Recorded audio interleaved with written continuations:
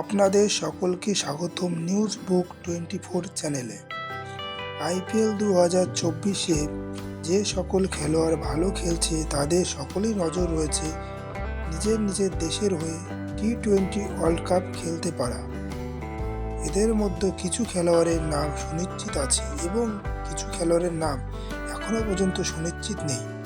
আর সেই সকল খেলোয়াড় চায় আইপিএলে ভালো খেলে ওয়ার্ল্ড কাপে নিজের জায়গা পাকাপোক্ত করতে। আমি আলোচনা করব ভারতীয় প্লেয়ারদের ব্যাপারে, বিশেষ করে ব্যাটিংদের ব্যাপারে।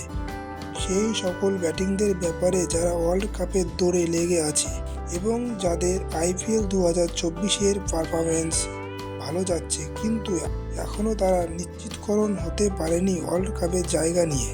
8 জন ভারতীয় ব্যাটিং নিয়ে কথা বলবো যাদের আইপিএল 2024 খুবই ভালো যাচ্ছে এবং যাদের অরেঞ্জ ক্যাপের তালিকায় নাম রয়েছে, যাদের মধ্যে কারো জায়গা সুনিশ্চিতকরণ রয়েছে। 1 নম্বরে বিরাট কোহলি 2024 আইপিএলে 7টি ম্যাচে 361 রান করেছে।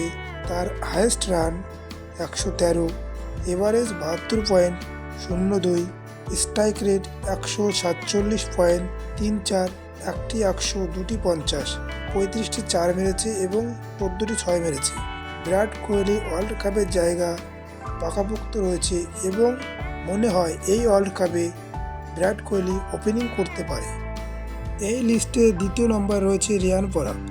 2024 আইপিএলে 7 ম্যাচে 7 ইনিংসে তার রান সংগ্রহ 318, সর্বোচ্চ 84, তার এভারেজ 63.60, স্ট্রাইক রেট 161.42, 3টি 50 করেছে, 22টি 4 মেরেছে এবং 20টি 6 মেরেছে। কিন্তু রিয়ান পরাগের ওয়ার্ল্ড কাপের জায়গা এখনও পর্যন্ত সুনিশ্চিত নয়। 2024 আইপিএল রিয়ান পরাগের জন্য দুর্দান্ত যাচ্ছে। তার ব্যাটিং পারফরম্যান্সের দিক দিয়ে দেখতে গেলে হয়তো নির্বাচকরা তার কথা ভাবতে পারে। এই লিস্টে 3 নম্বরে আছে রোহিত শর্মা। 2024 আইপিএলে 7 ম্যাচে তার রান সংগ্রহ 297, সর্বোচ্চ 105, এভারেজ 49.50, স্ট্রাইক রেট 164.08 এবং একটি 100 এবং একটি 50 করেছে, 30টি 4 মেরেছে, 18টি 6 মেরেছে। এখন পর্যন্ত রোহিত শর্মা টি-20 ওয়ার্ল্ড কাপে ভারতীয় দলের অধিনায়ক।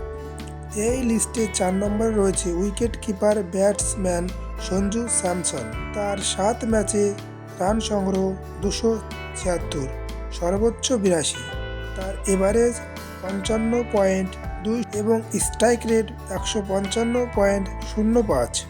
সে 3টি 50 করেছে, 27টি 4 মেরেছে, 11টি 6 মেরেছে।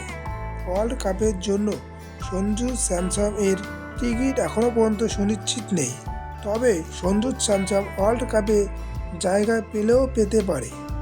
এই লিস্টে 5 নম্বর রয়েছে শুভমান গিল।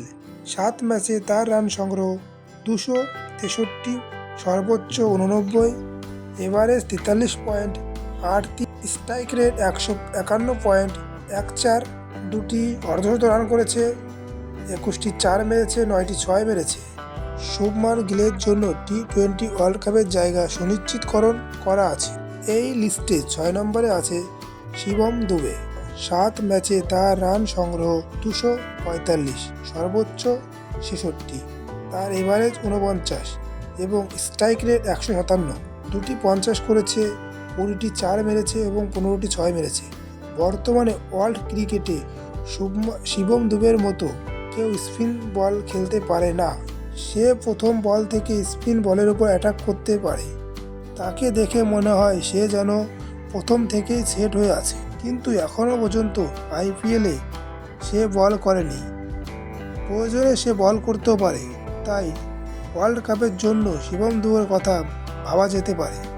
এই লিস্টে 7 নম্বর রয়েছে গায়কোয়াড়। তার রান সংগ্রহ 241, তার এভারেজ 40 এবং স্ট্রাইক রেট 130।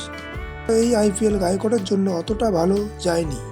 গায়কোয়াড়ের স্ট্রাইক রেটের কারণে ওয়ার্ল্ড টি-20 দৌড় থেকে পিছিয়ে পড়েছে। এই লিস্টে 8 নম্বরে রয়েছে দীনেশ কার্তিক।